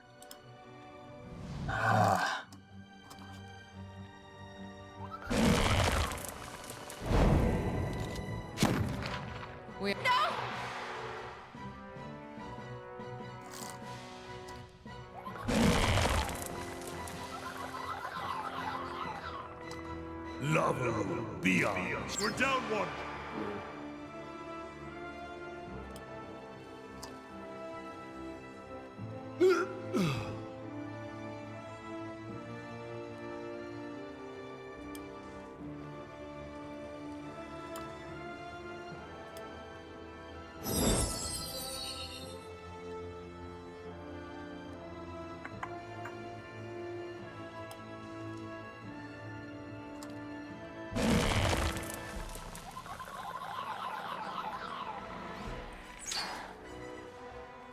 Your thoughts must flow deeply indeed.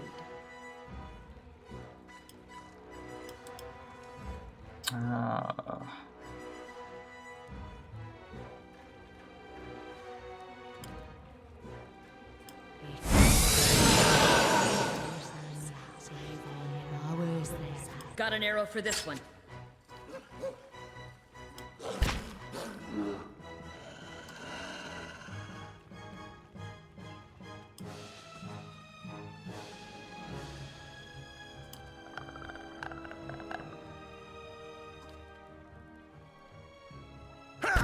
Oh.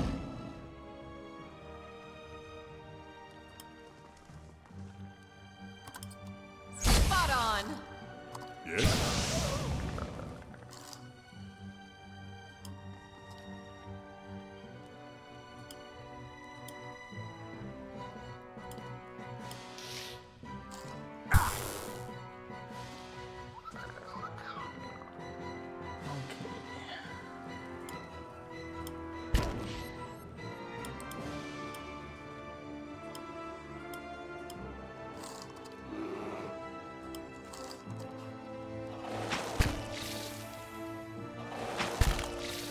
Following your lead.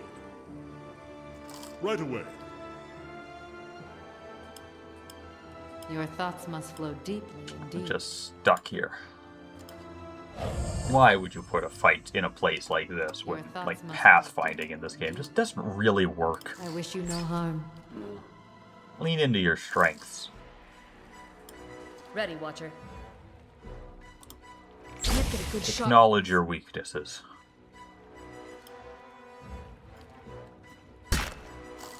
Following your lead. Proactive! Hey, it actually summoned it down there rather than throwing it somewhere random.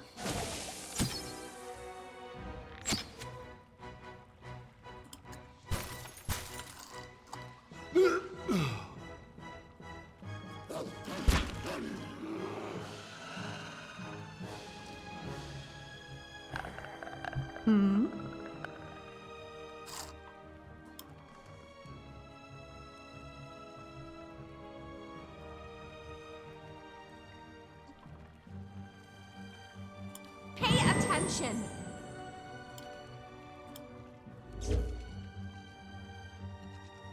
Ha!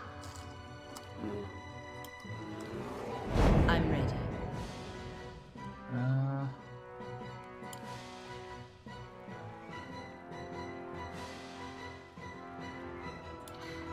don't know. She's got her gun on. Might as well just shoot. It's good damage. Huh? Your thoughts must flow deep. I wish you no harm. Ready, Watcher. My bow's ready.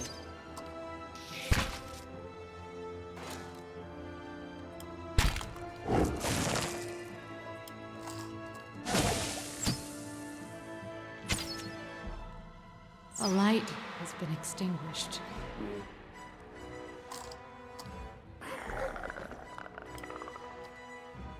Ready, Watcher. My bow's ready. Yes? For Takoa! I've been put. Your tail ends here! Shed no blood. To get like characters off these stairs so that Nanook and maybe even Itumat can get in. But it's bloody annoying.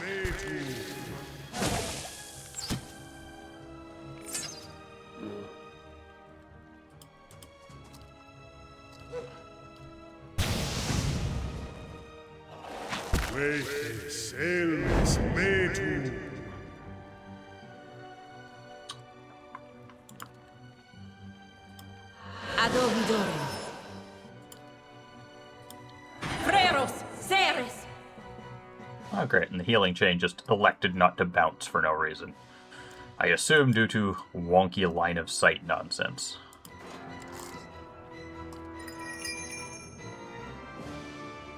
I shall end this. Ready, Watcher. After him, Itamok.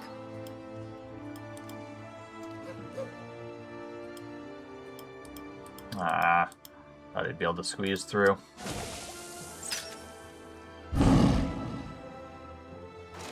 This thing isn't doing the job. Finish them! Certainly. There. There we go. Down the stairs a little bit at least. Sort of. Following your lead. Let's end this! Ready, Watcher. After him, Itamok. I'm ready. Absolute mess of a fight.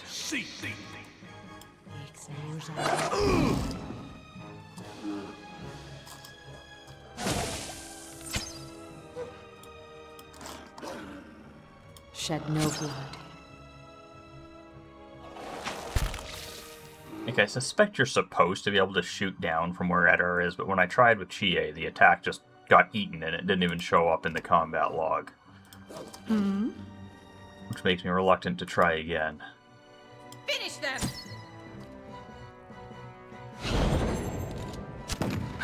Ready, Watcher. And even outside of that, fighting these swamp spores, it's just never fun. They are so Got an annoying. arrow for this one. Following your lead. Proactive! Least of which is because it always forces my characters to change their weapons, and it's hard to keep track of that. Level beyond sea. Infused targets should just not change their weapon. I wish you no harm. Ready, Watcher. Got an arrow for this one.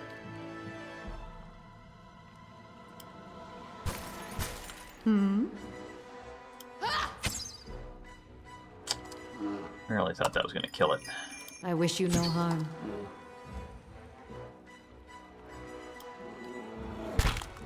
Ready, Watcher. After him, Ichimak. Level beyond sea. Your tail ends here.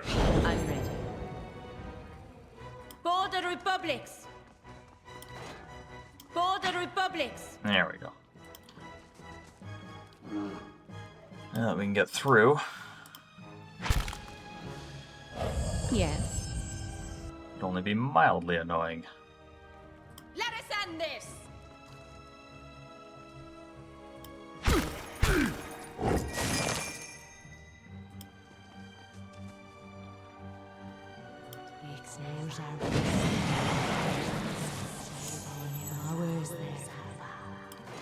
Oh, right. I should have tried this with him ages ago. No, that doesn't work either. It just pretends it's going to. Ready, Watcher. After him, Ichimak.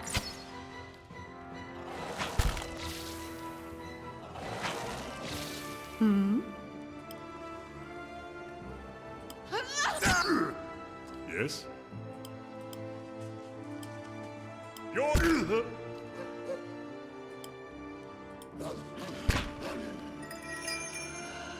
I shall end this. I'm ready. Border Republics! Proactive!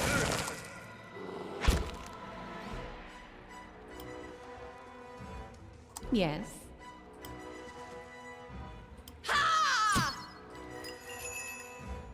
Shed no blood. I'm here.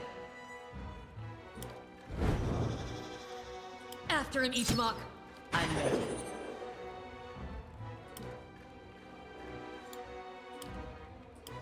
Adovidore. Freros Ceres!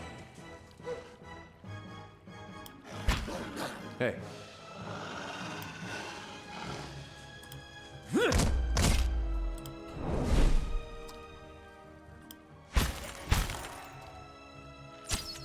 I'm ready. Keep forgetting that Corruptor Druid is even still Border alive. Republics! Barely see him behind the swamp Ready, spore. Watcher. My bow's ready. Following your lead. For... Your thoughts must flow deeply indeed. Yes.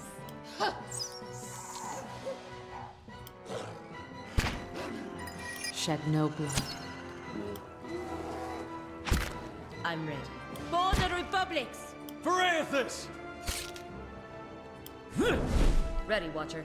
After him, Ichimak.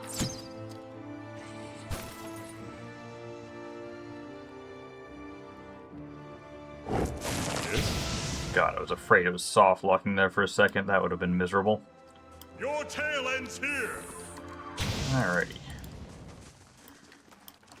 That atrocious fight is over with.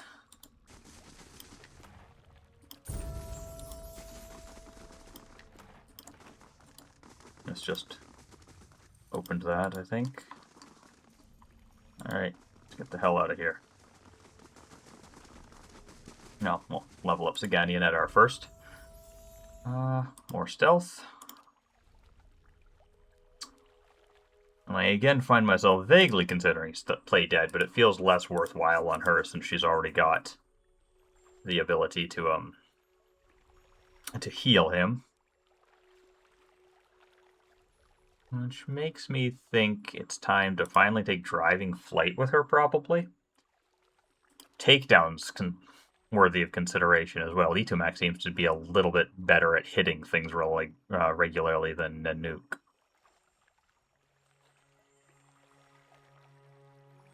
Driving flights, stunning shots isn't terrible either. Having another person stunning with her. Yeah, stunning shots might be the best.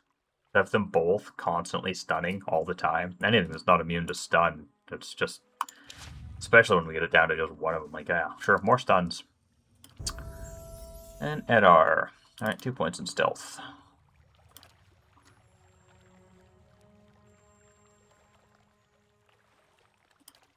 Immune to frightened and terrified. Fighters' disengagement attacks have increased accuracy damage and will knock enemies prone. I mean, I really love the idea of that, but enemies just don't trigger disengagement attacks as often as it feels like they should. Take the hit. The fighter interposes himself between incoming attacks at nearby allies. Final damage total of any attack against a nearby ally is cut in half, with the fighter taking the other half as raw. Anybody within 2 meters. Again, though, I think that's a very tiny radius in this game. Passive, once per encounter, refuses to be vanquished. After being knocked out, the fighter stands back up with a portion of his or her endurance healed and temporary bonuses to all defenses and damage reductions. Anytime endurance drops below 1%, or anytime he's actually knocked out. I'm not sure which. Does this prevent him from gaining an injury upon being knocked out? I mean, it's basically similar to what his armor does. I mean, the healing and the defense boosts his armor doesn't do. Other than that, I think that's the same thing.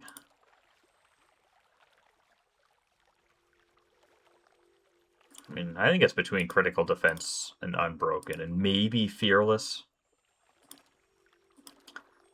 Immune to frightened and terrified. Just plain immunity is so nice to have. But again, these are just accuracy, and I mean, Edar's been doing a lot more damage than he used to, but that's still not really his point. Just not getting crit as often. I mean, his deflection is pretty high. He already just doesn't get crit. But then again, hits become grazes, too. 10% of hits become grazes. That's certainly relevant. If it also had 10% of grazes become misses, that would be even more of an easy sell.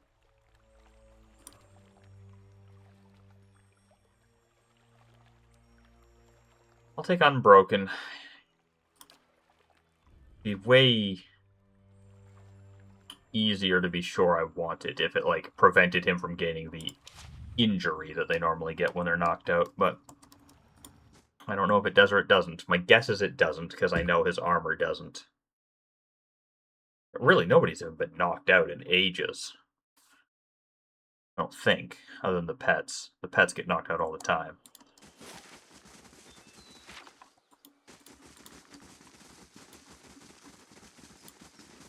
Alright, let's go ahead and that back in.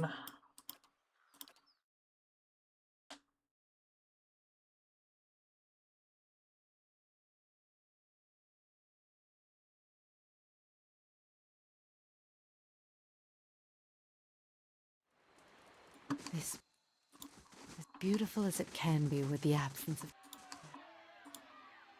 Hireling payday, stealing a bunch of my money again.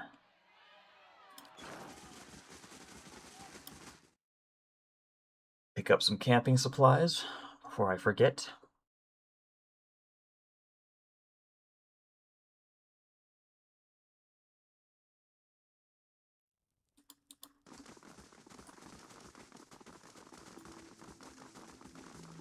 Gods keep you.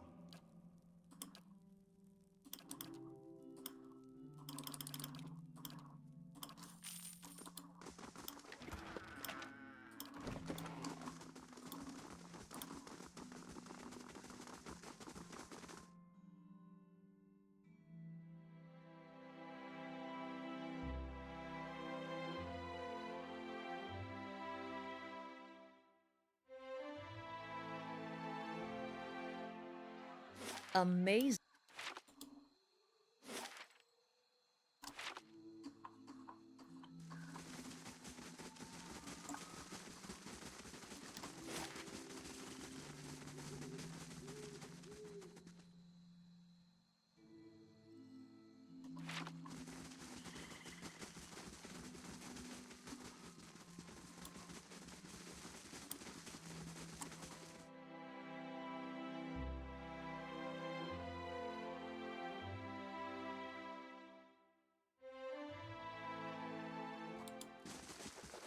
How do you do? I have brought you the head of Glasdiol.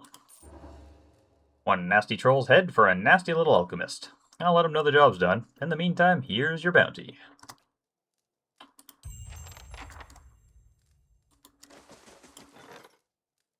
Oh, lavender and lye added.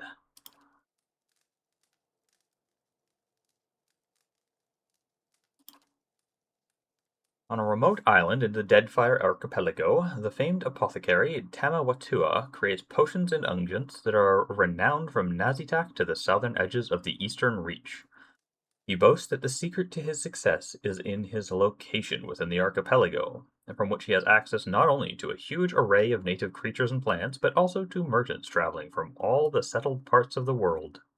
Lately, Tama's home and laboratory have come under attack by pirates, forcing him to flee from the island to almost causing him to flee from island to island almost every day.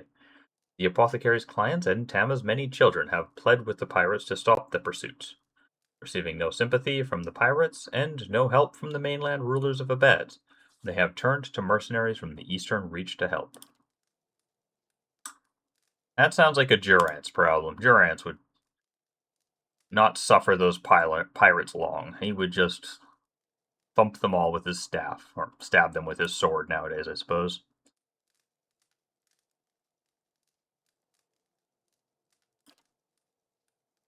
Alright.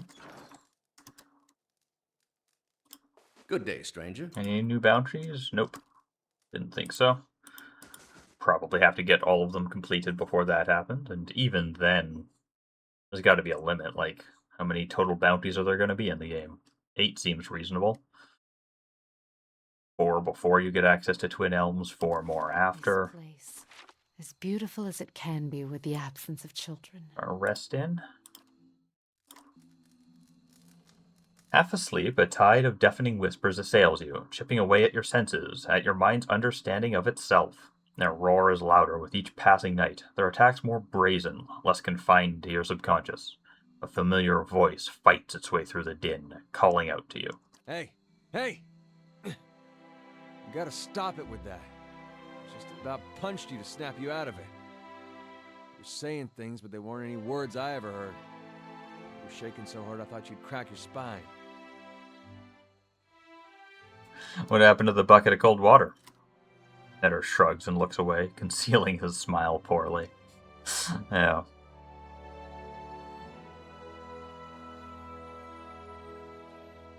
What would I do without a friend to punch me? Well, it's nice to feel needed. I'd have woke you sooner, but I thought it'd be nice for you to be able to close your eyes a bit. Folks don't last long without sleep. You're twitchy these days. Reminds me of Mayorwald more than I'd like. Anything I can do, you just let me know. We're close on this one. Hang on a little longer. We'll get you fixed up. I mean, I don't feel like we have any reason to believe we can get me fixed up, but fair enough. Oh, and the grieving mother wants to talk more. As you turn to the grieving mother, you find her already at your side. A question rises to the surface of her mind like a bubble from the depths, yet her eyes are cast down. There is something I would ask of you, Watcher. A burden I would relieve. Yet, even the asking is a burden of another kind.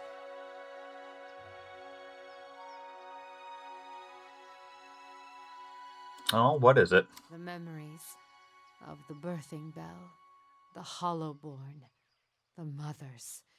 Even knowing that my actions were righteous, necessary, their memory haunts me.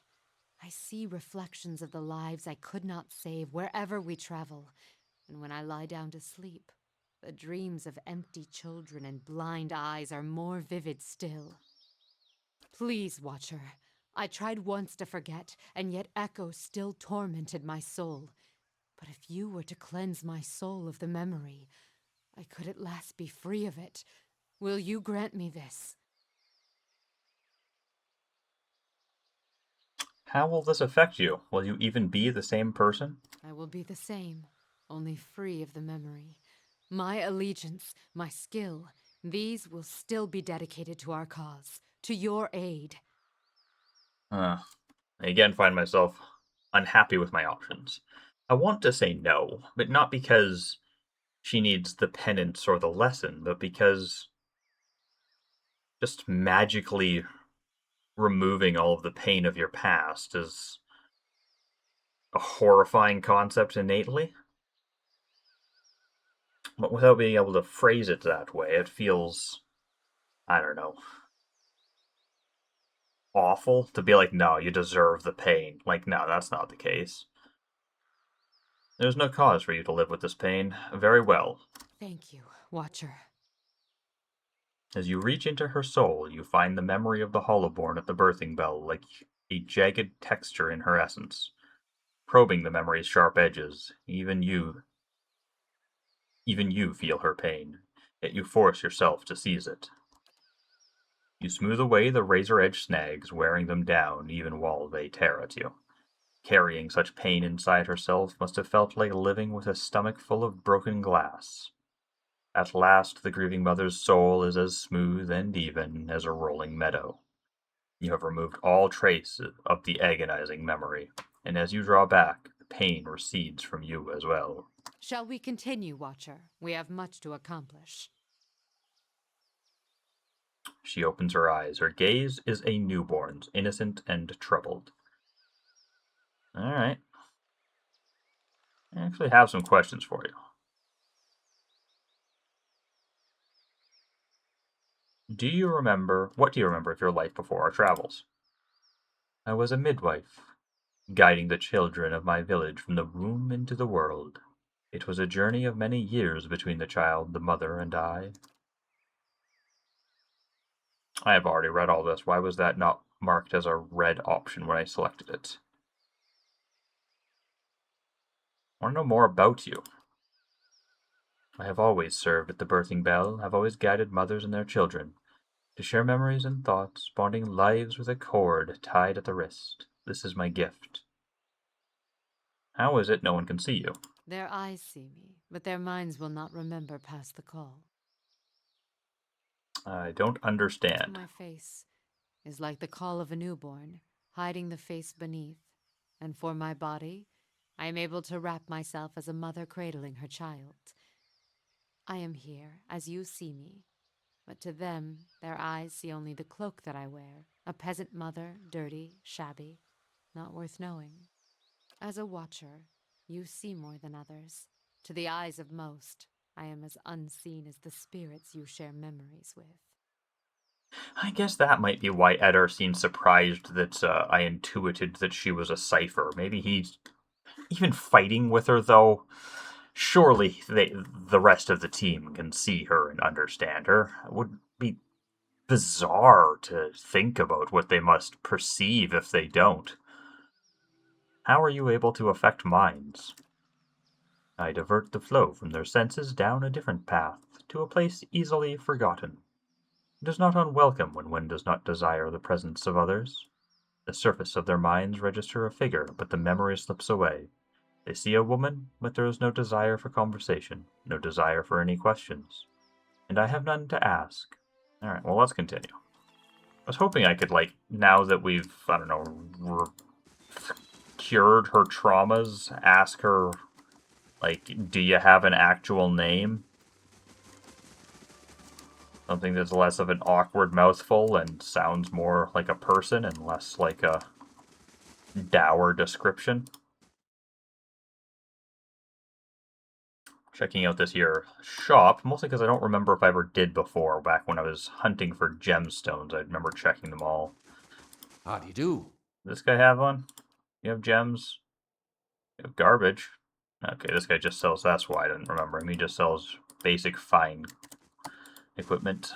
Yeah, definitely checked that. Then I remember somebody who sold basic fine equipment.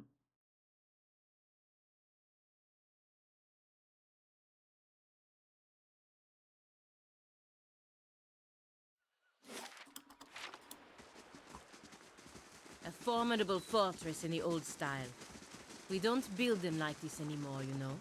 Not by the sea. Alright, I wanted to see the enchanting options I've got available, because it's been a while since I've looked at those. Can I make this exceptional? I still don't have rubies. Oh, that is so annoying. Why are there just no gemstones? That one is already exceptional, thankfully. What's your shield again? It's also exceptional. Bonus defense while stunned and prone. Yours is exceptional. What else can you put on shields? Nothing. That's disappointing. But you... You've got damaging 3, so again, I would need to make that exceptional to be as good. Or superb to be better.